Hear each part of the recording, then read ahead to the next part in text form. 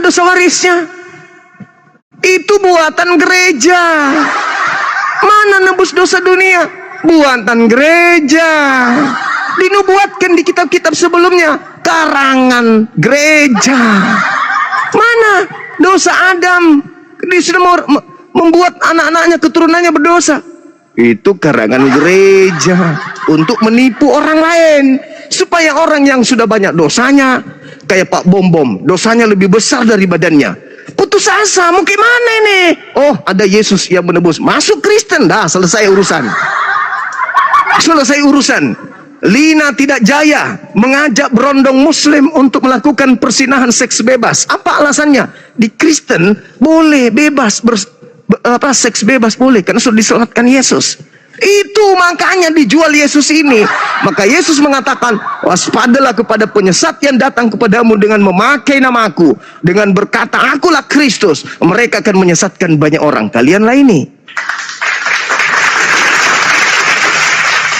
Mungkin Anda akan mengatakan, oh tidak, kita kan tidak ada manusia suci, hanya Yesus yang suci. Terus apa hubungannya dengan kalian kalau Yesus sendiri yang suci? Oh dia harus menjadi korban. Kata siapa? Siapa yang ngajarin? Sedangkan ahli kitab, yang punya ajaran, yang keturunan para nabi, yang disebut ahli kitab, yang disebut orang Yahudi, yang disebut orang Israel, mereka berkongko menyalib Yesus semata-mata karena keserakahan, takut bangsanya dirampas oleh orang Roma. Titik. Lalu dari mana urusan penebus dosa ini? Dari Roma, sang penipu. Silakan.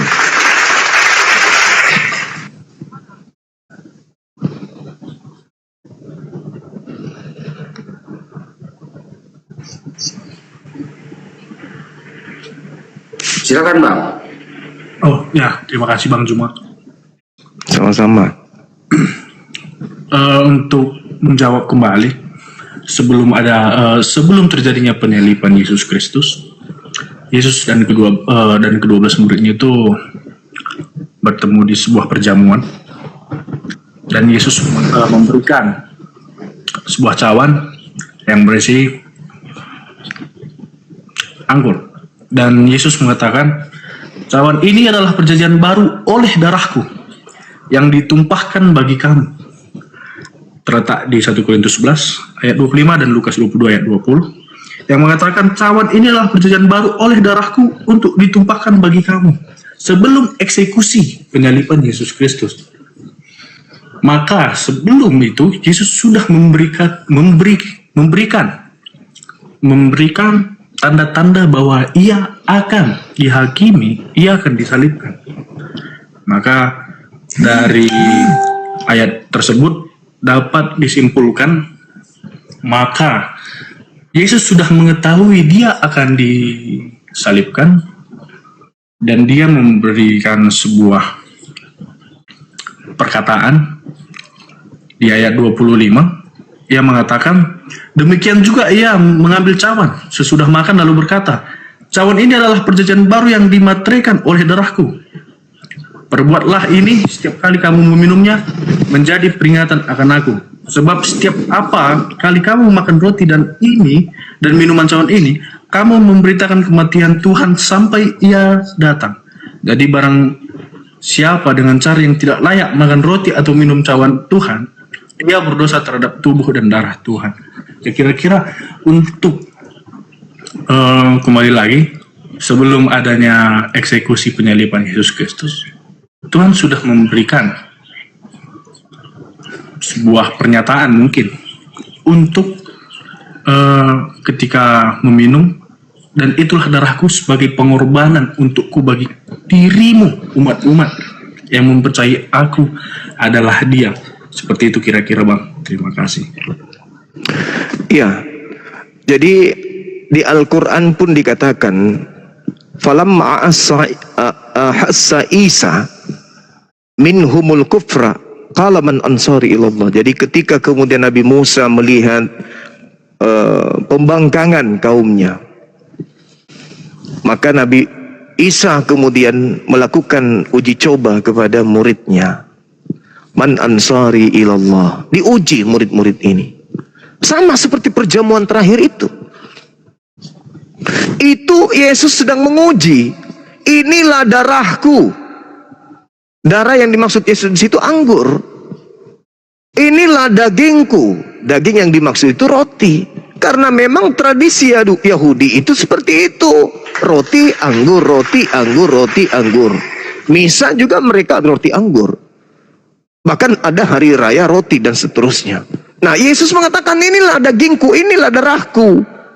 Kalau sudah ada dari dagingku di situ, yaitu roti, sudah ada kemudian darahku di situ, ngapain lagi kau khianati aku untuk kau serahkan kepada musuh?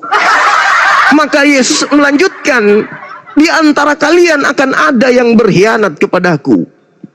Sudah kukatakan ini darahku, ini dagingku. Jangan lagi kau aniaya aku, jangan lagi kau hianati aku, jangan lagi kau persembahkan aku kepada musuh. Itu maksudnya.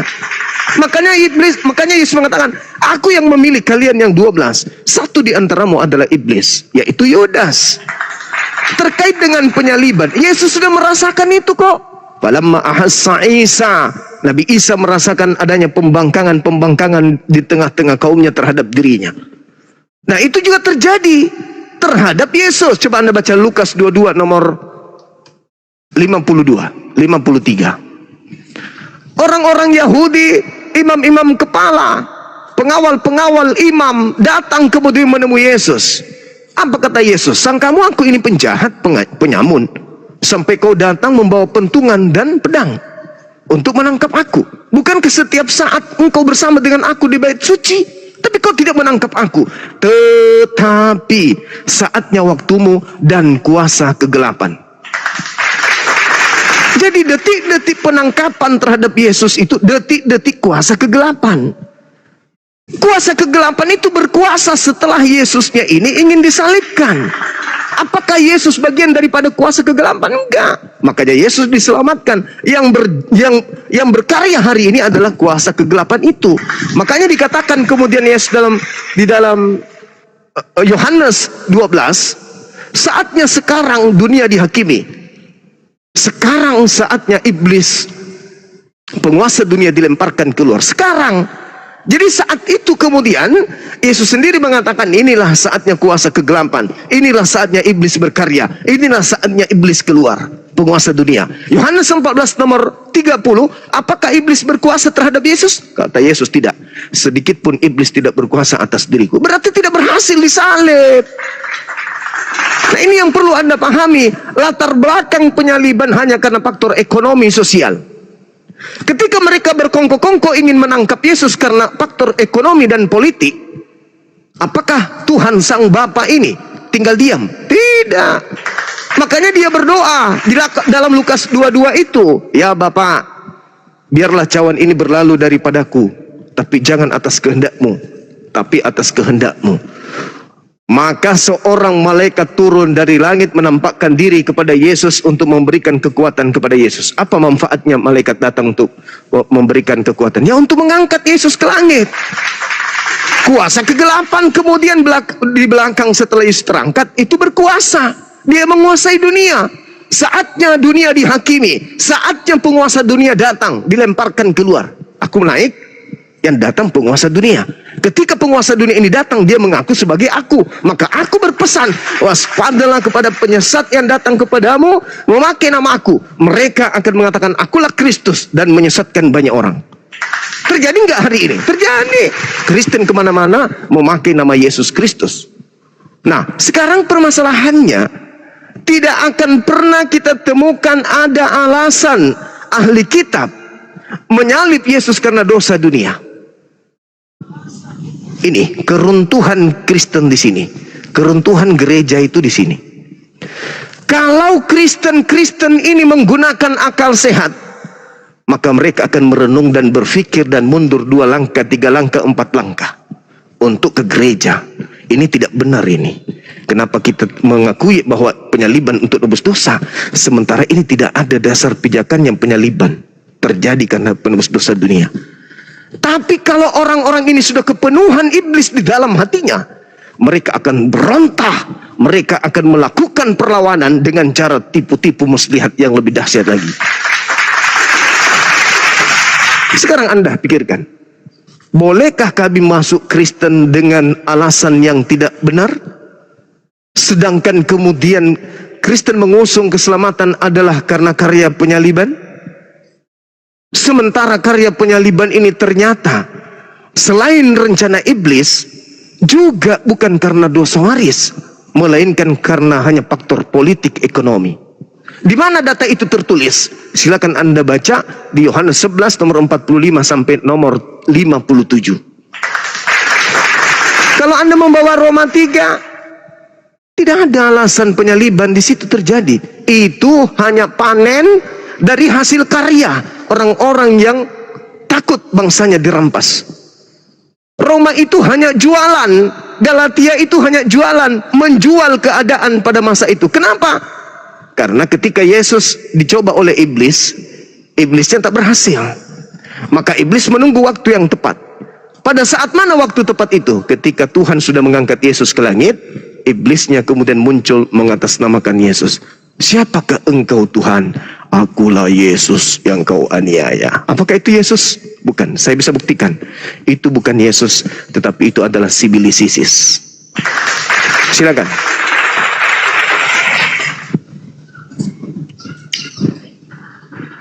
Abang juga sudah menerangkan tentang mujizat Yesus, Mak.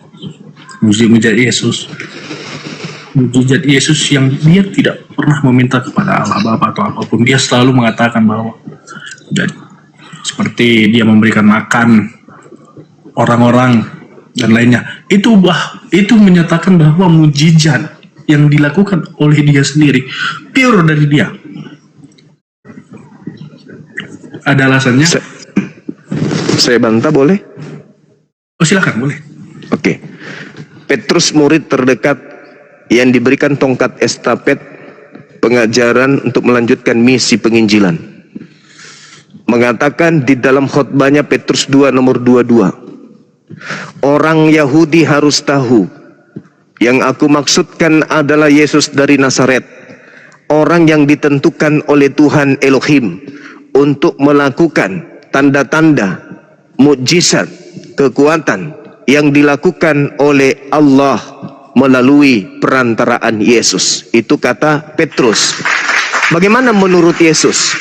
Kata Yesus, Yohanes 4 nomor 34, makananku adalah melakukan apa yang diperintahkan oleh Bapa untuk aku kerjakan. Kalau aku tidak melihat Bapa melakukan itu, maka aku tidak melakukan. Aku melihatnya dia merintahkan itu, maka itu yang aku lakukan. Yang ketiga, kesaksiannya Yesus. Yohanes 5 nomor 36. Ada kesaksianku yang lebih penting dari kesaksian Yohanes Pembaptis, bahwa semua pekerjaan yang aku kerjakan, pekerjaan itu yang sekarang yang bersaksi tentang aku, bahwa Bapa lah yang telah mengutus aku. Yang keempat, terkait dengan ucapan Yesus yang sakti itu, bangunlah, dosamu telah ditebus, bangunlah, pergilah dari sini. Firman yang kau dengar dari mulutku itu bukan dari aku, tetapi dari Bapa yang telah mengutus aku. Yohanes 14 nomor 24. Jadi ketika Yesus mengatakan Yohanes 5:30, aku tidak dapat berbuat apa-apa dari diriku sendiri, tetapi faktanya dia mampu bermuncul. Oh, itu karena Bapakku yang melakukannya melalui aku. Jadi kita nggak bisa lari dari dalil. Tapi kalau doktrin, oh hebat, Yesus itu begini, itu doktrin, itu yang dijual. Sedangkan dasar pijakan penyaliban Yesus itu apa saja, kita bingung, saudara Kristen bingung menjelaskan itu. Apa latar belakangnya? Oh, supaya dosa ditebus. Simple kan? Di mana orang Yahudi?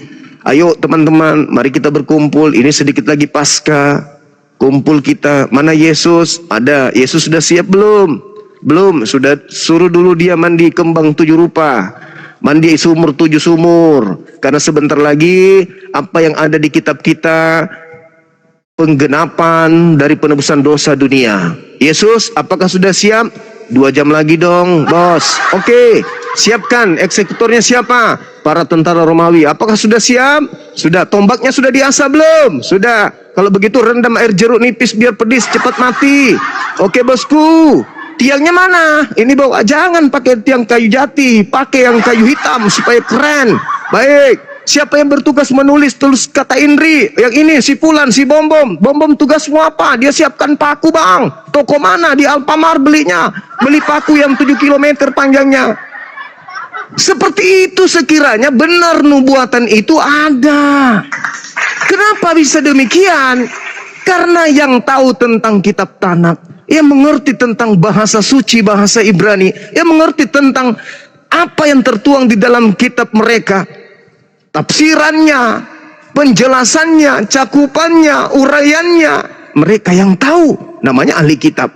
Imam kepala, mahkamah agama, orang Farisi, kurang apa lagi? Tidak ada bagian pendeta, pastor nggak ada. Pendeta, pastor datang di situ. Selamat pagi, Pak Pendeta dari mana? Saya dari perwakilan kerajaan Roma. Kenapa Pak Pendeta? Ini Yesus sudah jam berapa ini? Mau disalib untuk dosa dunia. Oh iya ya. Pak Pendeta baca di mana? Lah di kitab kalian. Masa kalian ahli kitab? Saya pendeta yang hanya terjemah tahu. Apakah begitu? Tidak mungkin. Mustahil.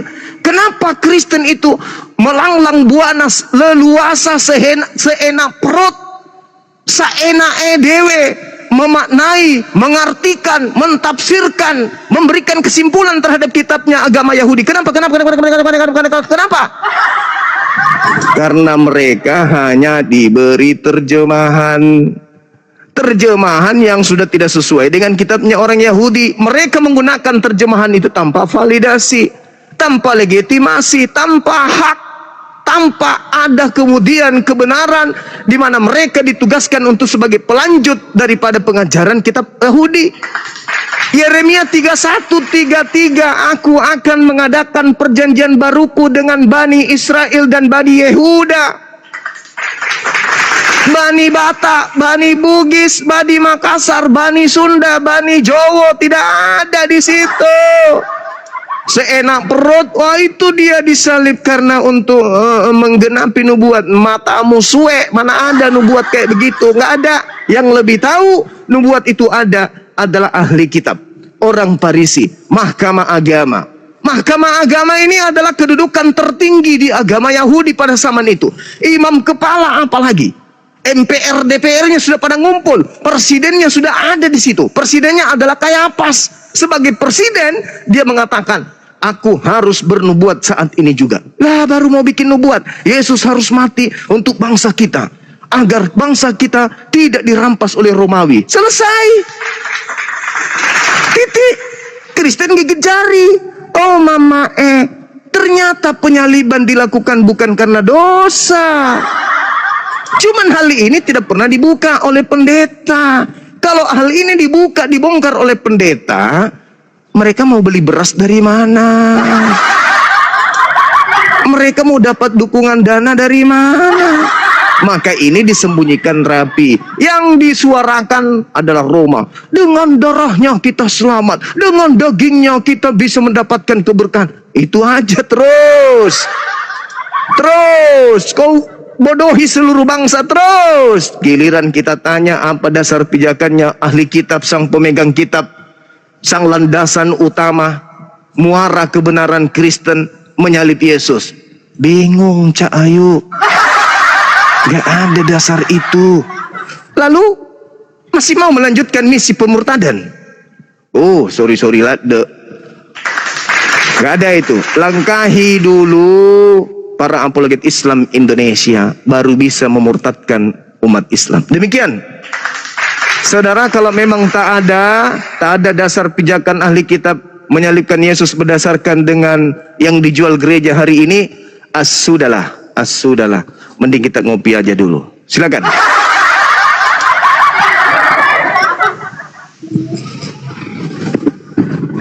Assalamualaikum warahmatullahi wabarakatuh. Waalaikumsalam warahmatullahi wabarakatuh. Bismillahirrahmanirrahim.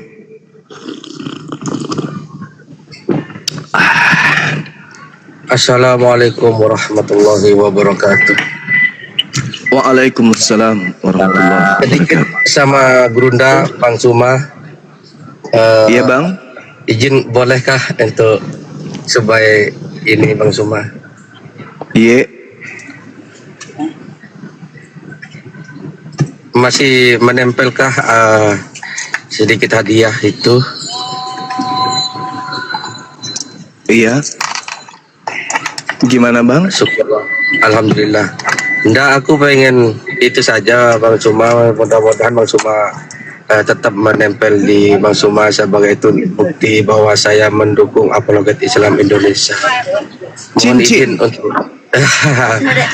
mohon izin Bang Suma. Masya Allah, Masya Allah. Masih tetap ya. Alhamdulillah ya. Ada bang. Cuman saya lagi bukan di rumah ini. Cincin saya itu kalau saya pakai ketika saya kemudian ingin debat offline, karena itu spesial. Alhamdulillah. Alhamdulillah, aku satu cuman untuk menunjukkan bahwa aku mendukung dan saya harap bahagia begitu. Siap, Masya Allah. Iya. Ya sudah cukup Bang Suma. Terima kasih. Oke. Assalamualaikum. Waalaikumsalam warahmatullahi wabarakatuh. Waalaikumsalam warahmatullahi. Sutejo, kau mulutnya lebar, tapi otakmu kerdil seperti otak cacing. Anak orang kau bikin jadi korban dosa lu. Kamu yang maling, anak orang kau korbanin. Tejo lah bejo sama dengan otakmu seperti otak walang sangit.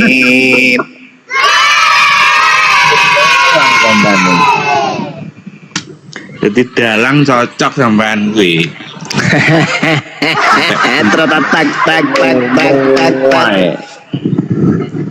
Tak. Wes ngerti lek Tuhane Kristen kuwi adalah manusia yang namanya Yesus Kristus lahir dari Bunda Maria. Kok jek po eyel ae. Jane salah iki lho apa? Sampeyan kok yo Tak ada yang salah Sutejo. Lah yo kuwi kok po eyel ae lho. Tapi yang salah itu adalah otakmu, Nduk. Duh, itu lho 1 tahun. Yo 1 tahun. Otakmu yang salah. Lho kok Otak aku lho? diberikan itu untuk berpikir toh. Lho Tapi aku kok otak dipensiunkan? Piye? Menggenerasi, menggarek lanjutne. Kok generasi piye? Lho sing lho zaman saiki lho kuwi muncule wis ratusan tahun yang lalu. Iya sampean. Matamu suwe. Iki adalah doktrin dogma.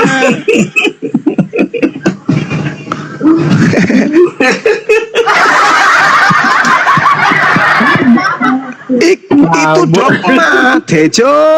Kamu mabuk agama, Nduk. Loh, Lawang agama itu harus laras dengan akal. akal Kalau iki selaras dengan akal itu edan, namanya edan. ngene lho. Sudahlah. Pentenan. Wong kabeh iki umume kuwi arepe nyembah Gusti Allah Sang Pencipta. Lah, lek zaman-zaman biyen kuwi sing iso nyembah Allah Sang Pencipta iku mung para nabi.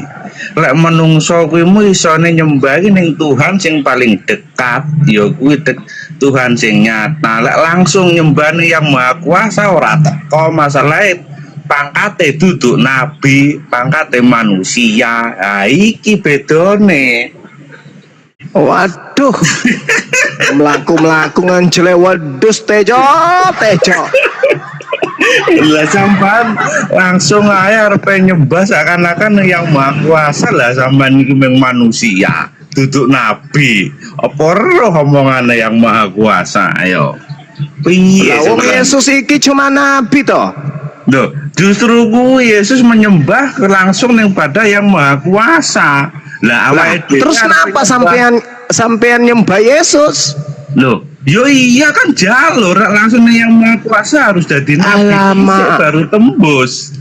Kalau Iya. nyembah kepada Yang Maha Kuasa bukan nyembah kepada Yesus. Loh, dalane terah kuwi gak iso arep langsung wong kudu suci dhisik. Padha kaya nabi gak pangkate. bisa. Gak bisa. Ora Be. iso. Iya toh contone lho. Yesus nyembah kepada pencipta. Oh, situ nyembah ciptaan piye to, Mas? Kurangi Lho, makan padha. kutu, Tejo. Padane iku padha karo patuh karo jenenge junjungan pimpinan komandan kuwi. Pimpinan Tiap komandan dipatuhi. mengajarkan menyembah kepada yang di atas, bukan menyembah kepada yang dia yang ada di salib.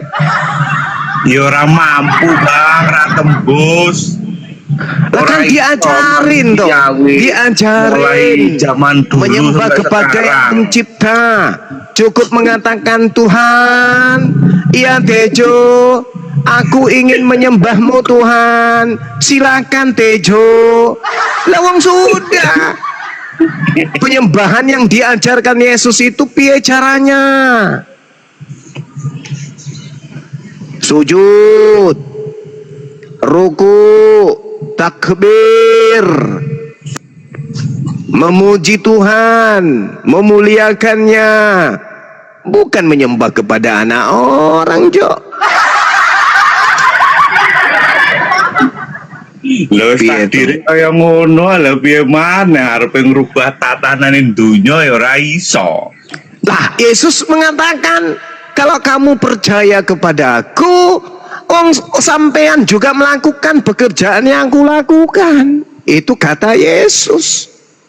Yesus melakukan apa dalam sehari-harinya toh? Dia melakukan prosesi gereja, apa? Prosesi makdis, sinagoge. Laku Iya. prosesi sinagoge masuk di sono, kudu sunat dulu, Jojo. Ya kuwi kan jaman biyen.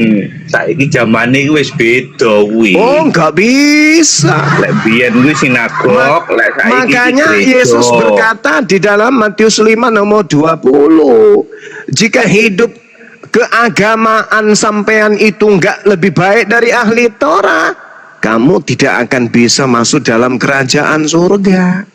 Syaratnya, pertama, kamu harus punya agama. Yang kedua, agamamu itu kudu wajib lebih sempurna dari ahli Torah. Nah, dua syarat ini itu tidak dipenuhi oleh Sutejo. Yang pertama, konon Kristen iki bukan agama. Mungkin dia yayasan kelompok tani, atau mungkin itu organisasi kependudukan, aku nggak tahu. Yang pasti orang Kristen secara otoritas mereka mengatakan bahwa Kristen itu orang agama. Lalu kalau orang agama lalu apa? Partai. Jadi nomor satu aja Kristen gak lolos masuk surga. Kata Yesus, ada dua syaratnya masuk ke surga itu. Yang pertama, orang harus memiliki agama dulu.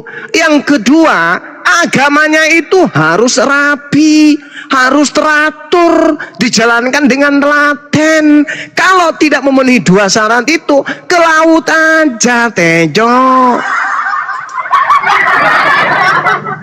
Itu ucapan Yesus loh.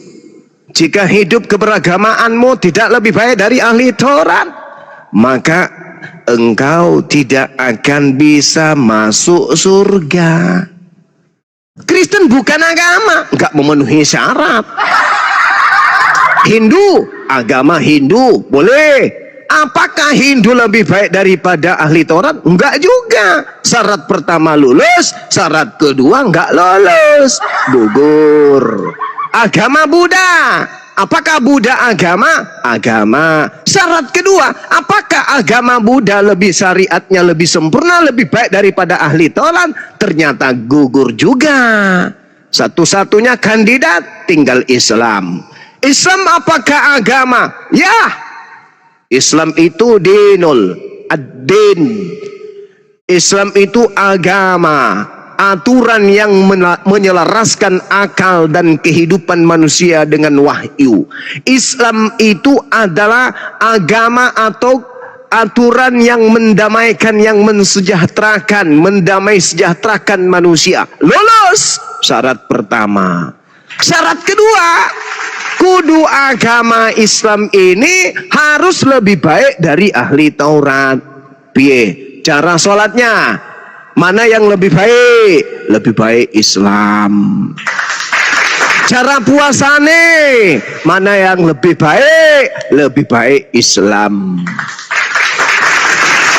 Cara sunatnya mana lebih baik? Lebih baik Islam. Semua aturan-aturan syariatnya mana yang lebih baik? Lebih baik Islam. Berarti dua syarat ini dipenuhi oleh Islam. Tejo, kalau kamu sudah waras, pindah ke Islam toh. Tapi kalau kamu gila permanen sampai gigimu habis dimakan kodok, ya sudah kau mati masuk neraka. Tejo.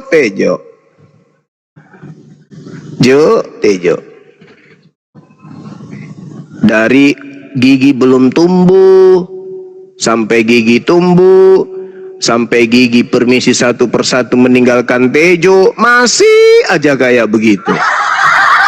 Ingat kata Yesus, Jo, Matius 5:20, jika hidup keagamaanmu tidak lebih baik dari ahli Taurat, kau tidak akan masuk surga. Apakah hidup keagamaan Kristen lebih baik dari ahli Taurat? Tidak.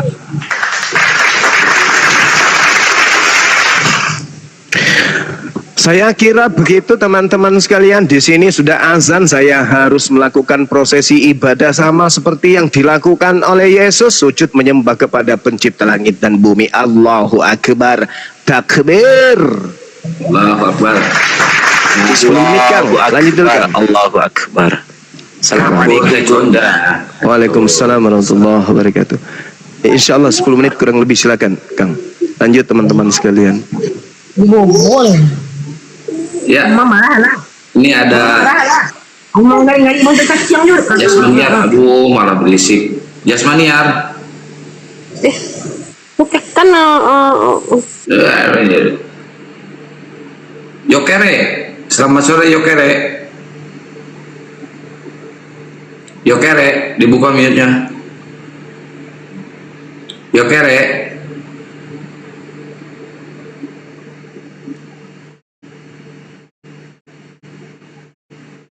Wah, ini habis ini OT-nya ini, nggak ada yang bisa menjelaskan tentang asal usul penyakit. Kok jadi bahasa Jawa aja.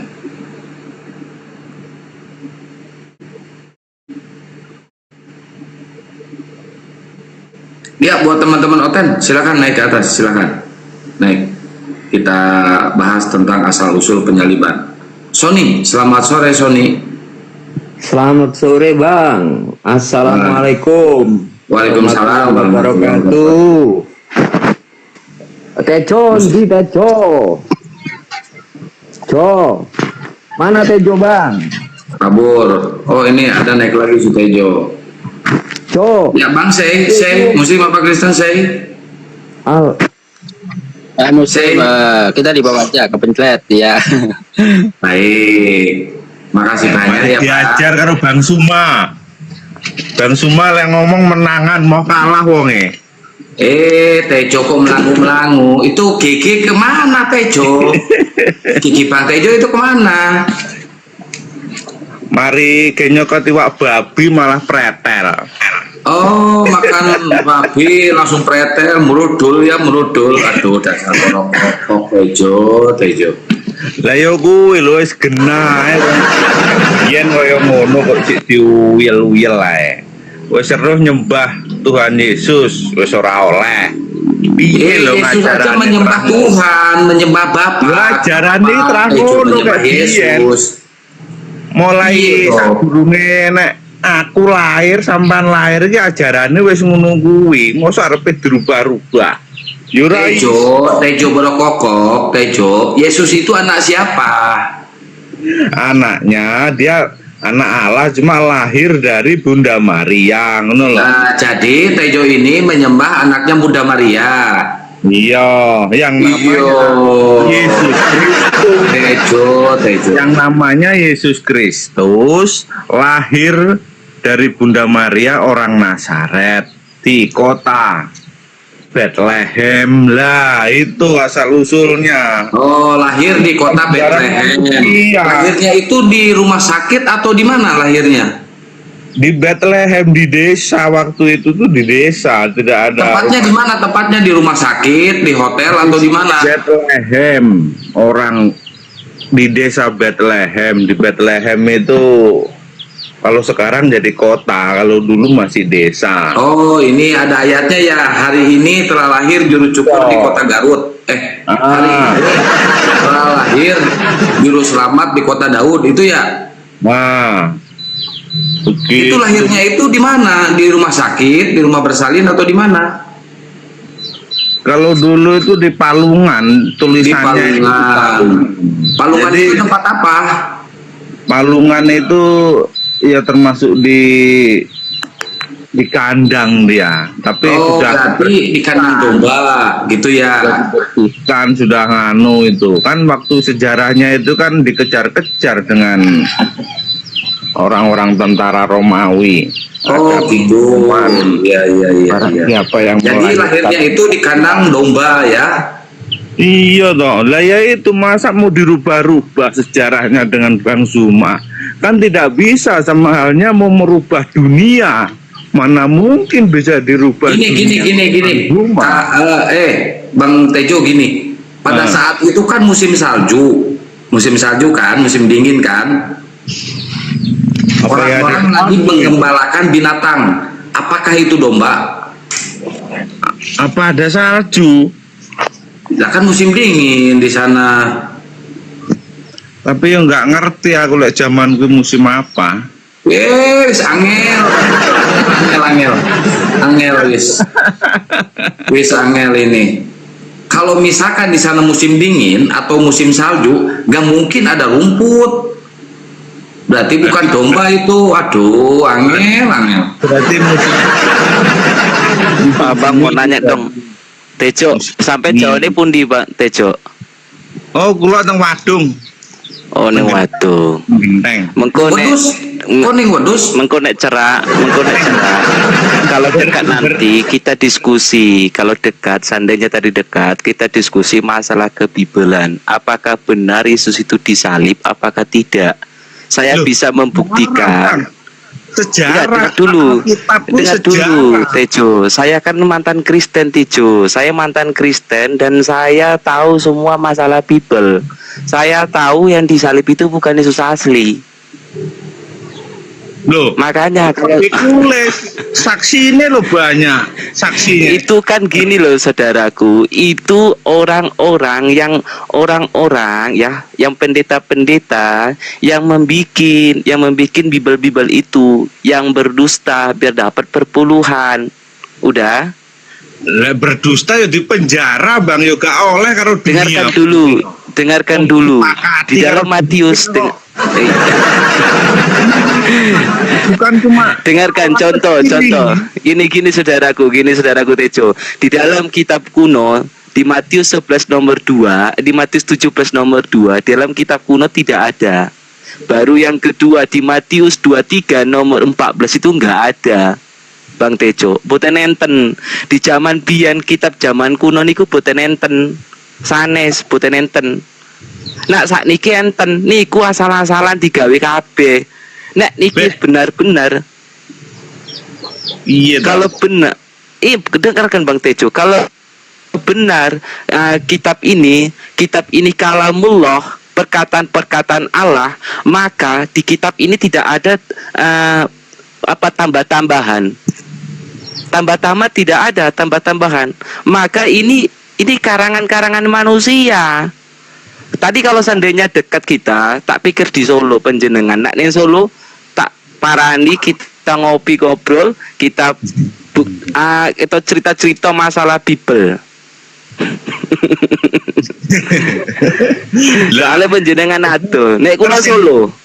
So cuman gue kan bersaksi, para murid-murid kan bersaksi tentang kelahiran sampai teng penyalipan, gue kan yang menyaksikan para murid. Jadi yang nulis Ngene. murid. Ini pakai akal kita. Kita pakai akal Bang Tejo, kita pakai akal. Di dalam Matius 17 nomor 2, Yesus bisa berubah muka. Mukanya bisa berubah. Di dalam Matius 17 nomor 2, Yesus bisa berubah mukanya. Di dalam Yohanes 8 nomor 59, Yesus bisa menghilang. Nek anggo akal, nek pakai akal, saudaraku Tejo, nek pakai akal, Yesus iki kan iso nguripke wong mati, iso rubake wajane, iso ngilang, ya ora? Pas kok tiba-tiba ditangkap tentara Romawi, kok wonge malah nyerake diri, kok malah ora hilang. Lah kan wis Iki ora masuk akal iki. wis wayahe kan, wis wayahe lah. Ora wayahe. Krungu kese saudaraku, di dalam Yesaya 53 nomor 10, apabila ada orang menebus salah, maka aku remukkan dia dengan kesakitan. Niki salah satu firman Gusti Allah. Firman Gusti Allah iki salah satu firman Gusti Allah. Nek Yesus niku wong benar, orang langgar perintah Gusti Allah, di Amsal 11 nomor 8, orang fasik akan digantungkan, orang benar akan diselamatkan. Itu kan orang masuk akal iki. Nek Yesus niki wong fasik, maka digantungke sesuai dengan Keluaran 21 nomor 22.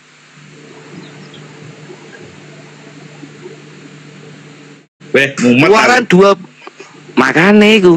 Keluaran 21 nomor 22 apa dikatain nang kono? Apabila ada orang berbuat dosa sepadan dengan hukuman mati, gantungkanlah dia di tiang kayu, janganlah kau biarkan mayatnya bermalam-malaman, sebab dia terkutuk. Di Keluaran 21 nomor 22. Yesus niki wong fasik. Yesus niki menyampaikan firman. Di datanya menyampaikan firman Yohanes 3 nomor 34. Sebab siapa yang diutus Allah, dia akan menyampaikan firman. Tenanan nerima firman. Makanya saurunge Ndase Tejo bingung ini.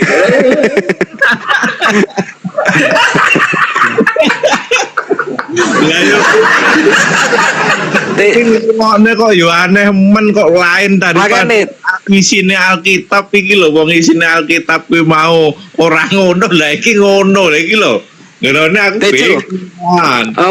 Mas Tejo, aku duwe Bible, seandainya cerak, aku duwe Bible iki nek loro iki, Bible iki nek loro iki. Bible sing gaenane sapa kuwi sing sampean gowo? Makane nek seandainya cerak, tak buktikno sing Yesus disalib niku tuh asli palsu. Gara-gara kuwi aku masuk Islam. Iki tak pelajari iki. Iki tak pelajari. Tak pelajari kabeh Bible iki. Sampai pamanku, Mas Tejo, pamanku, adik bapakku diskusi karo aku, padahal wonge pendeta lho. Ora wani lho tekan saiki. Iya, masalah yang sampean gawe iku kitab duduk kitab umum terjemahan gaenane LAI paling. Di zaman kitab kuno Matius niku boten enten. Lah apa sing enek? Ya kirangan kula boten enten kok, buktine enten. Datane kula enten kok. Zaman iku lho itu kitab kok ngendi? Jalure sing sampean Ya waca Nasrani.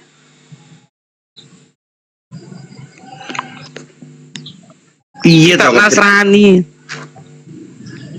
Kitab Nasrani. Nggih. Kitab Kristen, kitab nek kula kan biyen Kristene kan Pentakosta, nek kula biyene Pentakosta. Nah, niku salah satu contoh niki lah. Di dalam Matius iki salah satu contoh ya. Di dalam Matius 27:51 sama 57. Di saat Yesus disalibkan, bait Allah terbelah dua. Nek secara pakai akal dulurku, Bait Allah niki kan eneke ning endi? Ning Israel. Yesus disalib ning pundi? Ning Golgota. Ning gua Golgota.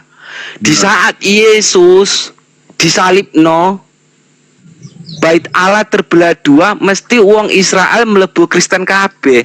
Tekan saat niku wong Israel boten enten Kristen. Malah wong Israel iku boten percaya nek Yesus iku Tuhan. Neng Israel ning Alkitab jenenge Yosua Hamesias, kudu Yesus. Ya kan di Indonesia nih artinya Yesus ngono.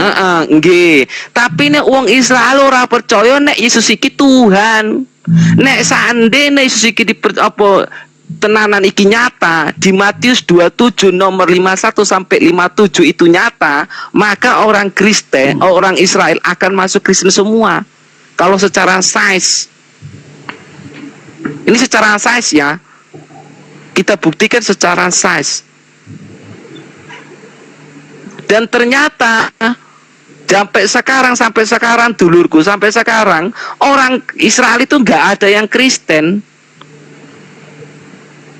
Yo enek cuma gak kabeh. Ora ono. Wis angel kok saiki dadi Komal TVRI Jowo tuh. Angel.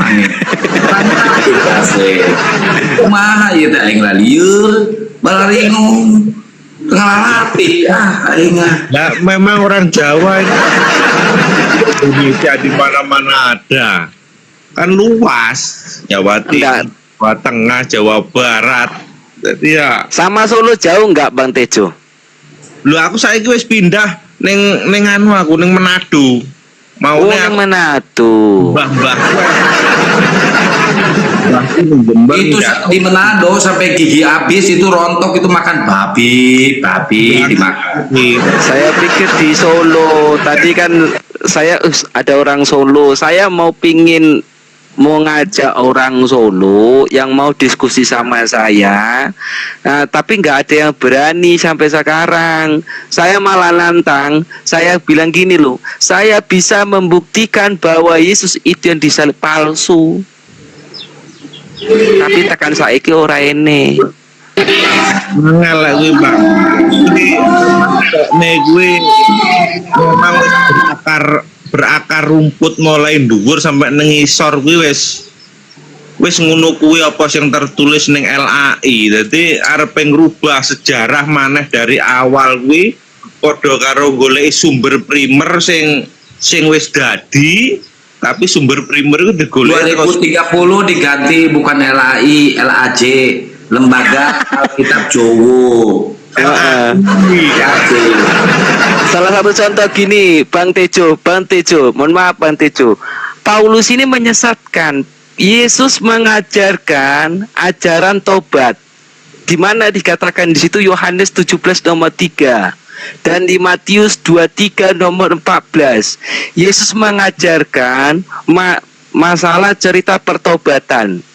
Ya, Yesus mengajarkan masalah cerita pertobatan dan di Yohanes 17 nomor 3. Tapi Paulus mengatakan marilah kita tinggalkan asas-asas ajaran Paulus. Di Ibrani 6 nomor 1 sampai 3. Marilah kita tinggalkan asas-asas ajaran Kristus. Marilah kita tinggalkan ajaran asas-asas Kristus. Asas ini artinya maknanya di sini Mas Kutejo, ajaran dasar dari Kristus. Yesus ngajarke sholat di Matius 26 nomor 39. Yesus ngajarke kebesaran Gusti Allah. Di dalam Yohanes 17 nomor 3 apa dikatakan? Inilah hidup yang kekal, bahwa engkau satu-satunya Allah, bahwa Yesus Kristus adalah utusan. Nek bahasa Arabe, asyhadu alla ilaha illallah wa asyhadu anna Isa al-Masih Rasulullah. Niku.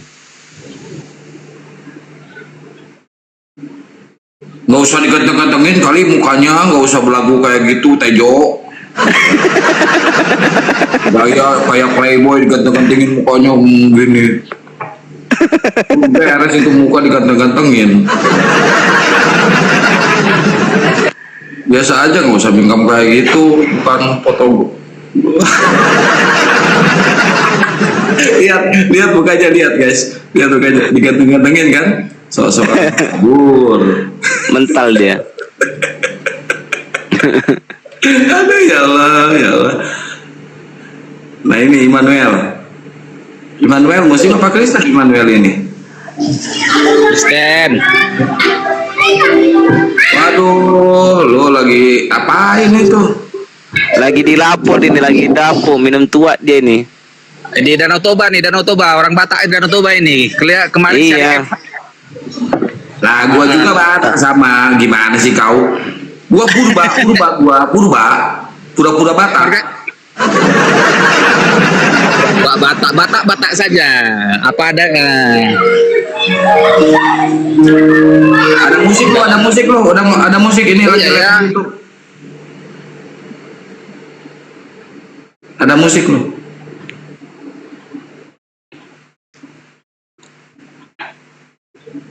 Lo naik ke sini mau diskusi atau mau apa?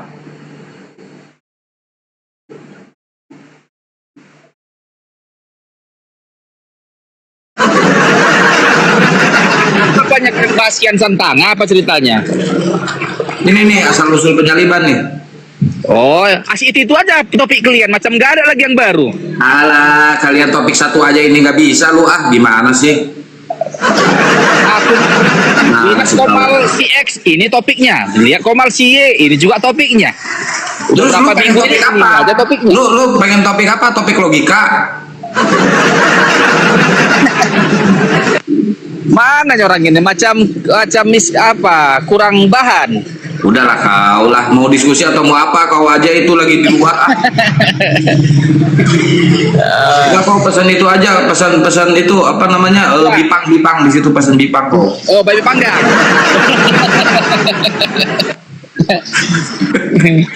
Aduh, tay.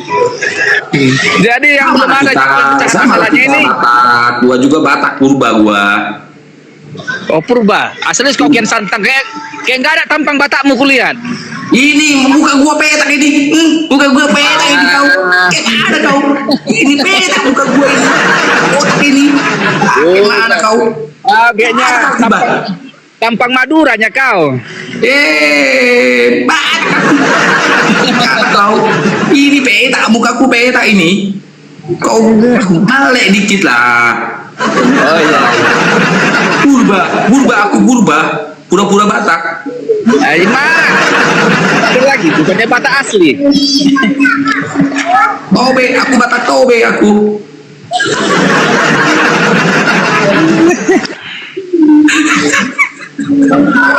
Ada aja kokian Santang. Beleng.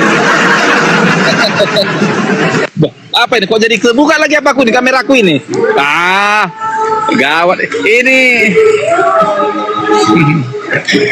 Ku bawa anak-anak mandi nih. Ayo di tepi Danau Toba ini enak kolam renangnya. Alah, kau anak-anak dicokoki barang-barang haram, kau dikasih daging babi yang diharapkan oleh Yahudi. Apa kau bilang ke mana? Dikasih tua pula anak kecil itu kau. Parah kau. Kurang ajar kau jadi orang tua, kau ngedidik anak gak beres kau. Mandi di Danau Toba ini. Ini permata yang jatuh di tanah Batak ini Danau Toba ini.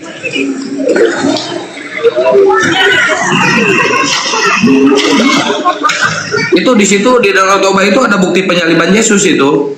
ada itu, ada di situ. Gede malah. Malah gede di situ, Bang. Golgota aja ya. Bukit Penyalipan. Enggak, kapan kau bisa masuk? Kapan kau nggak bisa menuankan Yesus laikku? Laik Kenapa, Le? Kenapa masih menuankan Yesus kau laik? Masih. Aduh. Nggak menuankan yang disembah Yesus kau laik? Yang disembah Yesus siapa yang disembah Yesus? Aku Tuhankan juga nya. Kan yang sembahlah Tuhan Allahmu katanya. Berarti Bapa yang di surga yang mengutus Yesus. Gatal perutnya anakku sayang. Tapi Yesus ini kan tidak mengaku sebagai Tuhan, Le. Iya, dia juga enggak mengaku dia bukan Tuhan kan? Siapa? Yesus kan nggak mengaku bukan Tuhan. Ya, emang Iya, Yesus bukan iya. Tuhan. Memang Yesus ini bukan Tuhan. Ada Yesus ngaku dia bukan Tuhan. Jangan nanti apa? Karena gini, lekku. Lekku, dengarkan lekku. Di Ya, ulangan boleh, 18 nomor 18 dikatakan di situ, di ulangan 18 nomor 18, akan kubangkitkan seorang nabi dan firmanku ada di mulutnya dan ia mengerjakan apa yang kuperintahkan kepada mereka. Ia mengerjakan apa yang kuperintahkan kepada mereka. Itu siapa? Yesus. Di mana datanya Yesus? Di Matius 18. Di Matius 18, di Matius 5 kalau nggak salah. Bahwa Yesus menggenapi hukum Taurat. Hukum Taurat. Bahwa Yesus menggenapi hukum Taurat. Benar. Yesus kan datang ke dunia tuh menggenapi hukum Taurat kan. Nah, Betul. kalau Yesus datang, jadi kalau Yesus menggenapi hukum Taurat, maka dia menyampaikan firman dari ajaran Allah. Mana datanya? Yohanes 3 nomor 34. Sebab siapa yang diutus Allah, dia akan menyampaikan firman. Dan Yohanes 10 nomor 25. Inilah pekerjaan-pekerjaan yang mulia dari Bapa. Ya, Jadi dia ini masalahnya- kan dia ini kan mengerjakan yang diperintah Bapa sesuai dengan ajaran Musa. Musa juga mengerjakan perintah ajaran Bapa. Gimana, Lek?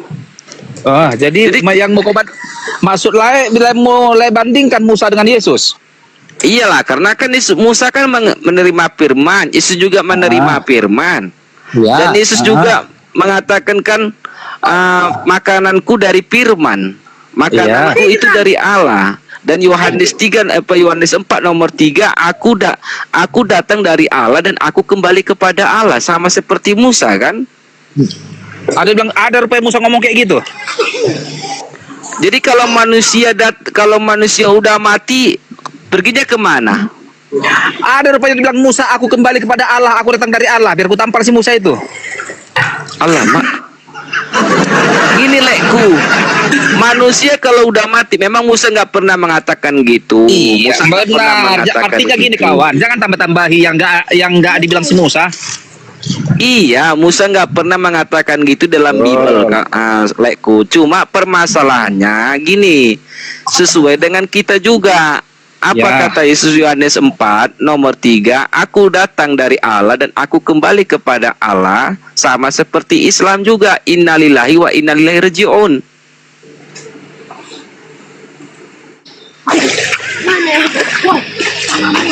Jadi kalau manusia Maksudnya kalian langsung kembali kepada Allah kalian kalau meninggal gitu. jadi kemana? Karena kita kan ciptaan Dia. Oh, Dia gitu. Sekarang ku tanya dulu kalau kau mati kau ke surga atau ke dalam kubur? Itu kalau yang mati ke dalam kubur lah, apa langsung ke surga gitu, langsung apanya, enak kali ke dalam Kalau kubur Kristen- jasadnya. Kalau Kristen mati, kalau Kristen mati nggak dikubur, dia langsung dilempar ke surga kalau Kristen. Kalau Kristen, Yang Kalau dibilang Kristen sama ini- nilai ini ya kan, orang ke Islam kalau meninggal kembali kepada Allah. Allah kan di surga. Utanya dia, kalau kau meninggal kau ke surga atau ke dalam kubur? Ke dalam kubur berarti Yesus salah kata siapa? pernyataan. Kata siapa Yesus di surga? Kata siapa Yesus di surga? Dilihat orang dia naik ke surga dia langsung terangkat ke Siapa yang surga. ngelihatnya? Siapa yang ngelihatnya? yang lihatnya siapa, Le? Bacalah kisah para rasul itu. Oh, berarti surga kalian berarti cebol, kelihatan dari bawah ya. Surganya pendek cebol. Kelihatan dari bawah. Karena tuh gini, surga. Leku, di 2 Petrus dikatakan di situ. Masa ada Leku, surga dengarkan lu. cebol? Gitu. Jadi siapa lah dikatakan- yang melihat kalian naik ke surga? Kali Dengarkan ada dulu, yang Leku. lihat Yesus terangkat ke surga, ada yang lihat loh, kan? Ada saksi mata langsung. Iya. Iya. Saksi matanya ngelihat Iya. surga enggak? Saksi matanya ngelihat surga enggak? Dia terangkat ke awan, terangkat ke langit, terus dia terangkat ke langit. Terangkat ke langit atau ke surga? Iya. Terangkat ke Ya, surga, kata ya. tertulis di situ terangkat ke surga. Berarti surga kalian kelihatan dari bawah. Oh, kelihatan. Oh, berarti cebol surganya bisa kelihatan dari bawah. Surgamu kelihatan enggak? Jadi Surga gini, kan Pakai Leku, usul gini, Le. kalau di sini. Kian santai. Di 2 Kami Petrus, melihat Leku, dikatakan Tuhan di kami situ. dilihat orang naik ke surga. Oh Dilihat gitu orang lekku di langsung. 2 Petrus dikatakan gini lekku 2 Petrus satu ya. hari di dunia sama seperti 100 tahun di surga. 1 hari di dunia sama seperti 100 tahun di surga. Bagaimana caranya orang melihat Yesus naik ke surga? Oh, dia terangkat di awan-awan, dilihat kok situ. Ada tertulis itu. Di awan-awan di surga. Ini tuh yang benar. Enggak, naik dia ke langit langsung dan terus naik, dia nggak kelihatan lagi sampai orang nggak kelihatan lagi sama dia. Kelihatan sampai surga, surganya kelihatan sama yang di bawah. Jadi gitu. Ada malaikat. Jadi malaikat kami Kian Santang ngomong sama Enggak, manusia. setelah saya baca dan setelah saya telisik ternyata bukan naik ke surga. Google Map-nya salah. Masuknya ke neraka itu pakai Google Map itu. Google Map-nya salah. Jadi kalau Dalam kalian kan kit- dalam kubur. Kami Nah, nggak enggak ke gini. kubur, kami ke surga. Dalam kitab Gitu. konteks aslinya, dalam kitab konteks aslinya itu bukan di surga lekku, di Uranus. Uranus itu artinya langit kedua, tempat para dewa. Oh, para dewa. Oh, ya ya. Berarti pik ya. Tuhan kalian itu naik ke surga pik ya. Oke. Apa Oke, pik itu? sekarang Pak Simon, tolong buka Ayub 27 pasal 3. Dia ada di Ayub surga atau di mana? Baca. Ayub 27 pasal 3. Ah, Bentar. baca. Yang keras bacanya. Kita buktikan Tuhannya mereka ada di surga atau kabur. Dibacain Ayub kabur. Baca. Ayub 27 pasal 3. Selamanya nafsuku masih ada di ini, di padaku dan roh Allah masih ada dalam hidupku. Bukan di surga, di lubang hidung. Salah. Di lubang hidung, bukan di surga. Kabur dia kalau dibacain Ayub, kabur dia. Malu dia. Jangan main sulap kalau di room ini. Ngaku-ngaku di surga. Nih di sini hitam Di hidung. Mampus kau. Enggak, yang lucunya gini, di dalam 1 Petrus nomor 2 sampai 13 apa dikatakan di situ? Apabila ada orang dapat cobaan, jangan bilang cobaan itu dari Allah, sebab Allah tidak dapat dicobai oleh yang jahat. Yesus dapat dicobai, tentara Romawi. Yesus dapat dicobai iblis dalam Matius 5 sampai 10. Ini kan bukan Tuhan namanya, hantu. Ya, ini ada beritakan apa yang mau berita apa yang mau dibawa ke sini? Berita apa?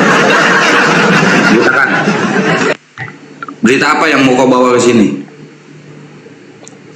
Itu kebenaran. Kalau Yesus adalah jalan yang lurus yang kalian cari. Kebenaran dari mana kebenarannya? Kesalahan itu kebanyakannya, bukan kebenaran. Kebenaran kan memang sulit diterima, Bang. Justru Yesus salah loh. Orangnya nggak ngerti. Gitu ceritanya. Ya, coba Anda buktikan sekarang, Anda jelaskan asal-usul penyaliban seperti apa. Asal usul penyaliban. Tanpa saya jelaskan pun sudah tertulis dalam kitab suci kami. Ya jelaskan gimana sih? Mana? Ya, yang mana? Ini tuh asal-usul penyaliban itu untuk menebus dosa waris atau hanya sekedar politik orang-orang terdahulu? Gini, saya kasih datanya aja gini. Nah, silakan. Coba Ini buka, saya ya. suka nih kalau pakai data nih. Itu pasal yang tunggu, saya pasang lampu dulu. Atas saya juga ini. Yohanes pasal yang ketiga. Up.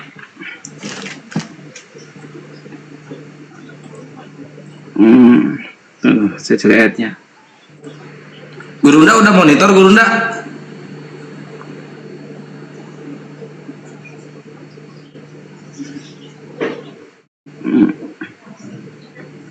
Ini, karena demikian Allah mengasihi isi dunia ini sehingga dikaruniakannya anak yang tunggal, itu supaya barang siapa yang percaya akan dia janganlah binasa melainkan oleh yang hidup yang kekal. Apa lu ditanya apa, ngejawab apa lu Kan gimana? asal usul penyaliban. Asal usul penyaliban itu untuk menebus dosa waris atau hanya sekedar politik? Yahudi di mana sih lu? Ini data pertama, kan ada beberapa data yang saya akan sampaikan. Makanya sekolah itu nyampe kelas, jangan sampai pagar beli bakwan balik lagi. Lu gimana sih lu ah? Ngejawab apa? Gaya-gayaan pakai data untuk menebus dosa waris atau untuk apa? Itu jelasin. Tunggu saya cari. Bingung kan? Nah, ayatnya ada semua. Tapi saya mau kasih Iya, ayat. untuk menebus dosa waris atau hanya karena politik semata, itu jelasin. Jangan lari ke Yohanes, belum ada Yohanes di situ mah, belum. Genda, apa dol Genda? Siap. Halo. Kok jadi gini Genda? Suara Gurunda kok jadi kayak gitu Gurundaku? Habis makan kepiting, kepitingnya ikut gigit menyerang dia. Lanjut Gurunda lah, tafadol, tafadol. Tidak ada di Al-Quran ayatnya mengatakan bahwa Allah itu ada. Allahu Akbar, Masya Allah. Oke, silakan. Siapa nih? Asal usul penyaliban. Apa yang melatar belakangi? Kenapa ahli kitab ingin menyalib Yesus? Latar belakangnya apa? Silakan. Kenapa ahli Taurat ingin kenapa ahli Taurat ingin menyalibkan Yesus? Yang sangat jelas data-data kami, contoh data bagaimana Yesus berkata bahwa dia berkuasa mengampuni dosa. Itu pernyataan dikatakan mereka menghujat, sehingga rencana-rencana untuk membunuh Yesus itu sudah ada, sampai rencana penyaliban itu terjadi. Iya, apa latar belakangnya? Karena mereka menuduh Yesus sebagai penghujat, karena menyamakan manusia, menyamakan diri dengan Allah. Oke, satu dibungkus. Berarti mereka tidak menyalib Yesus karena ada nubuat.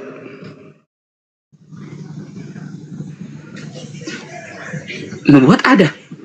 Latar belakang tentang nubuat hal itu ada. Iya, di mana mereka menyalib Yesus karena ada nubuat.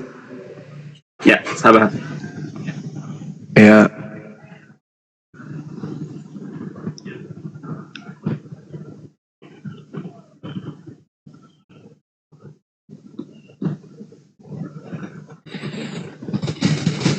Oke, misalnya saya contoh Yohanes 3:14. Yohanes 3 ayat 14 itu perkataan Yesus. Ini katanya gini. Iya. Sebagaimana Musa telah menaikkan ular di padang belantara, begitulah juga wajib anak manusia dinaikkan. Jadi itu satu nubuatan. Bagaimana ular yang harusnya terkutuk itu, tapi dalam Bilangan 21 ayat 8 dan 9, maka ular tembaga yang digantungkan di kayu itu menjadi keselamatan untuk bangsa Israel yang dipagut oleh ular. Dan Yesus berkata, sebagaimana di mana Musa, itu Yohanes 3 ayat 14. Di mana ahli Taurat ingin menyalib Yesus karena itu?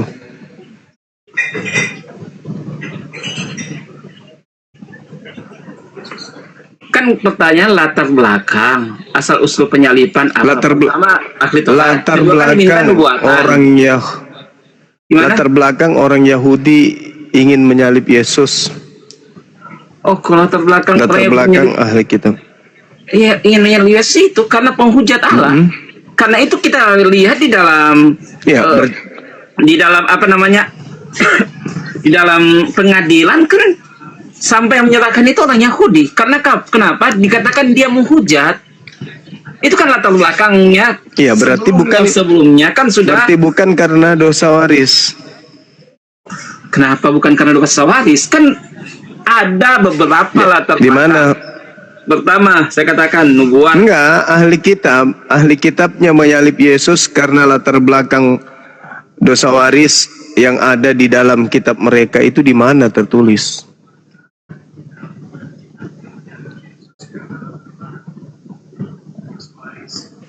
Gimana? Coba ulang pertanyaannya gimana? Latar belakang orang-orang Yahudi ingin menyalib Yesus karena mereka ingin dosa mereka ditebus, itu tertulis di mana? Tidak ada. Mereka tidak percaya dengan hal itu. Orang Yahudi tidak percaya dengan hal, bahkan kan mereka menuduh Yesus sebagai penghujat sehingga dia disalibkan. Katanya ada di kitab mereka, mana yang betul? Gini Bang, kalau kita berbicara tentang kitab perjanjian lama, maka kitab perjanjian lama itu bukan hanya milik orang yang beragama Yahudi saja. Karena kita ketahui bersama bahwa rasul-rasul, setelah kalian mengambil kitabnya orang, boleh saya jelaskan? Tidak bisa. Setelah kalian mengambil kitabnya orang. Enggak, latar belakang sang pemilik kitab suci orang Yahudi kami pakai. Bisa dijelaskan atau tidak bisa? Enggak ada, saya enggak tanya kalian. Kalian ini penumpang gelap. Yang saya tanya ahli kitab ingin menyalib Yesus itu latar belakangnya apa? Ya karena Yesus latar belakangnya dituju penghujat. Menyamakan diri menghujat dengan Allah, itu latar belakangnya. Menyamakan diri dengan Tuhan. Ada nggak kemudian mereka menyalib Yesus karena mereka menemukan nubuat di kitab mereka? Tidak, mereka tidak percaya Yesus. Ya, tidak. Terus kenapa Kristen yang bukan ahli kitab mengatakan bahwa Yesus disalib karena nubuat? Oke, Nikodemus adalah seorang pengikut, adalah seorang Farisi, tapi dia percaya kepada Yesus. Yang menurunkan sehingga kuburnya dipakai untuk dikubur adalah seorang juga yang terkemuka. Murid-murid Tuhan Yesus adalah orang Yahudi. Ada beberapa ahli Taurat yang bertobat mengikuti Yesus, yang percaya. Nyambung, kenapa? Karena ada guru-guru juga yang bertobat dan mereka percaya tentang penyalipan, bahwa itu terjadi dengan penebus. Gini Bang, saya ingin katakan kayak gini, latar belakang penyalipan itu terjadi gini. Tugas setan itu adalah mencuri, membunuh, dan membinasakan. Betul? Tetapi kan setan itu bukan maha tahu. Ini mencuri kitabnya orang Yahudi. Enggak, pertanyaan saya, kalau tidak ada latar belakang penyaliban oleh sang pemilik kitab karena nubuat, lalu dari mana orang Kristen ini yang bukan ahli kitab kok lebih tahu? Padahal mereka hanya terjemahan doang. Terjemahan yang mereka ambil bukan dari Yahudi, terjemahan yang mereka ambil dari nenek moyang mereka dari abad ketiga sebelum Masehi. Nah, dari mana orang Kristen kemudian menjungkir balikkan yang tadinya Yesus disalib karena dituduh menghujat, padahal bukan sebenarnya itu. Latar belakang penyaliban itu bukan itu. Itu cuma alasan doang, kesaksian palsu doang. Tujuan mereka membunuh Yesus itu adalah supaya mereka bebas dari penjajahan Roma. Gak ada hubungannya dengan dosa waris.